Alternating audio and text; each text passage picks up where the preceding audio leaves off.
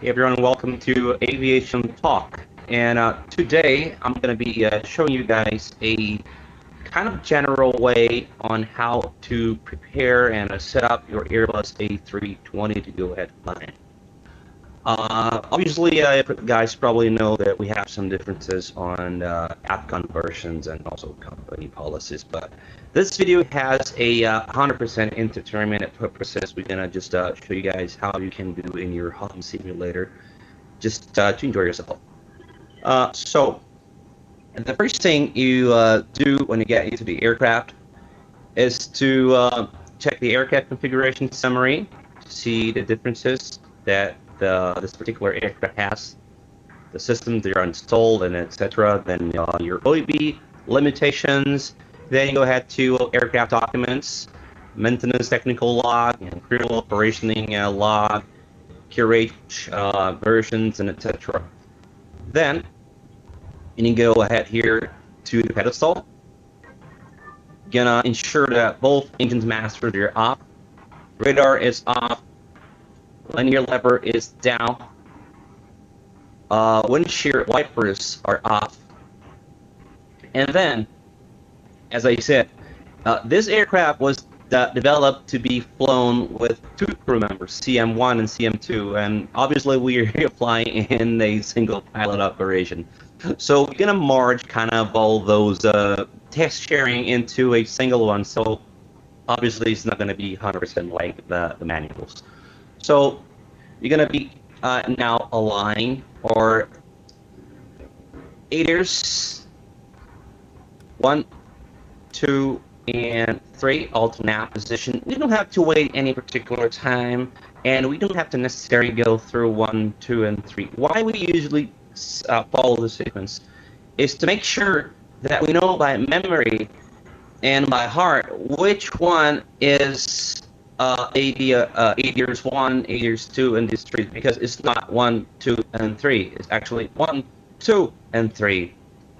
And the reason that Airbus did that kind of weird sequence is because ADERS 1 will give you all the information to the captain's side, 2 to the first officer's side, and 3 to our STENI instrument called ISIS. So this is the reason that we follow the sequence. Then you're gonna turn on the batteries and make sure it's within our minimum voltage, which is 25.5 volts. And then we're gonna run a APU fire test.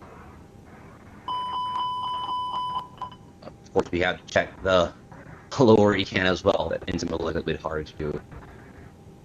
There you go. So the lower econ is working, and also our upper econ is also showing our econ procedure. So the APU fire test is successful. Okay, moving on. Now we're gonna perform some system checks here real quick. You're gonna check our oil quantity. As you can see, we don't have any information. The reason is that the FADEC is unpowered. So to power the FADEC, we go all the way to the maintenance panel over here. You see, we open the guards. We can do that without any confirmation because the aircraft's on the ground, it's not flying. The Festo is on. Check the oil quantity. It's way above the minimum of the LEAP engine. That is at 10.6 quarts. So, okay, switch that off. Close the guards. There you go. Then we're gonna check the hydraulic quantity. They're all above the limit. This is the hydraulic quantity indicators, so they're on the green. There we go. So now in the real scenario, we would get the weather information. We would run some performance calculations in our iPads here using FlySmart. So we're not going to do that right now. And then sure the parking brake is on. We have some accumulated pressure here as well. And the pilot monitor, we go to its exterior inspection that we're not going to do because we're a single pilot. So now let's start the overhead scan. This one's quite famous. I think everybody has a notion how it's done. Basically, you're going to start from left all the way to right, from down to up. The Airbus standard basic philosophy stands that you should extinguish all white lights. White lights, according to Airbus color coding, they mean that this push button or switch is on its abnormal position. So everything that's white, you're gonna press it to extinguish its light. So let's start here from the lower part, as I said. Crew supply on. Now I'm gonna press here the CVR power switch. When the aircraft is being powered for at least 5 minutes, the CVR will start recording automatically. This button is this push button just to ensure that the CVR is actually recording, because we don't know if we got into aircraft being powered for more or less than 5 minutes. So I'm gonna press this switch, I'm gonna pass the CVR test, and rear aircraft as well. You have to lower the volumes of both speakers. Set here to intercom, and then press the switch to listen a beep.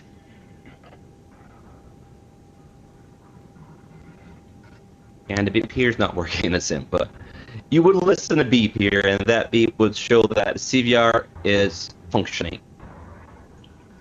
Okay, we go all the way up. The ADRs are aligned. Let's put this strobe light to auto. Nav light, according to company policy, let's keep it off. All lights here off. Seatbelt signs on. No smoking to auto. Emergency lights to armed. Let's now perform a battery check. So let's select electric screen on our ECAM. Then put the battery seal off. Then the battery seal on. And what we're testing here, we're kind of forcing the battery to start a charge cycle. And what we don't want to see is a amperage above 60 in a period of 10 seconds. So, as you guys probably noticed, was I think we're the peak was like 40 amperes, so we are way below the limit. That means the battery is good to go. Let's deselect the electric page. Turn on all the fuel pump switches. Let's perform now a engine fire test.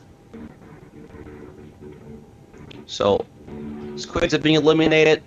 Actually, I noticed that my simulator is without sound. That's probably why I didn't listen to the CPR sound, but I'm not going to change anything here in this video. Okay, so you can see the squibs are eliminated. We would be listening to the alarm if the simulator were working properly. You got the ECAM procedure on the ECAM.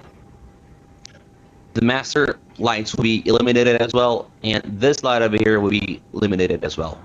You do the same thing to the right engine. There you go. And now we go through the last part of the overhead panel. Let's make sure that anything is eliminated here. There you go. And in this radio panel over here, we're gonna set the PA to public clock position. This is to ensure that the CVR will be recording all the flight attendant calls and PAs on in the cabin. Go to the maintenance panel itself to see if there's any illuminated light. Now let's move to the center panel. Inspect our standby instruments. As is, we do like a U shape, and check the date. If the date is matching, reset the time. Ensure that anti-skid and no-wheel steering is switched on. Now let's move to the pedal stall. Oh, there you go. So, radars are on. Radar auto. Round cutter suppression system auto. Radar off. Radar mode in its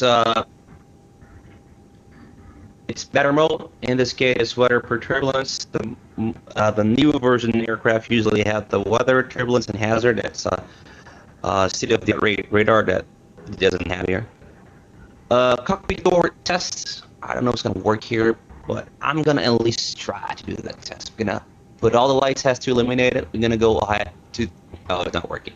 We're supposed to have 3 lights here that are the strikes. Strikes are the 3 locking systems in the cockpit door. We have 3. One here on the upper part, middle, and lower part as well here. If there's any faulty light, we should be here. We're going to be noticing that would be extinguished, but they're all extinguished because they're not working for some reason. I think Atala has decided to not simulate that feature. Now we're going to be testing if the door switch is functioning. It doesn't work here. Speed brakes are retracted. Everything here is okay. Flaps are retracted. Transponder. Switch to who's going to be the pilot flying. So I'm going to be the pilot flying. Above 2000 standard, my radio, and then we're going to start filling the FMGS that I'm going to show you guys in another video. Otherwise, we're going to be like here forever. So folks, this is part 1, and I'm really looking forward to show you guys the next part of the video that will be setting up the MCDU and FMGS, and then we're going to continue the flow with the FCU and setting the rest of the aircraft to go ahead and fly. Thank you so much, and see you on the next video. Goodbye.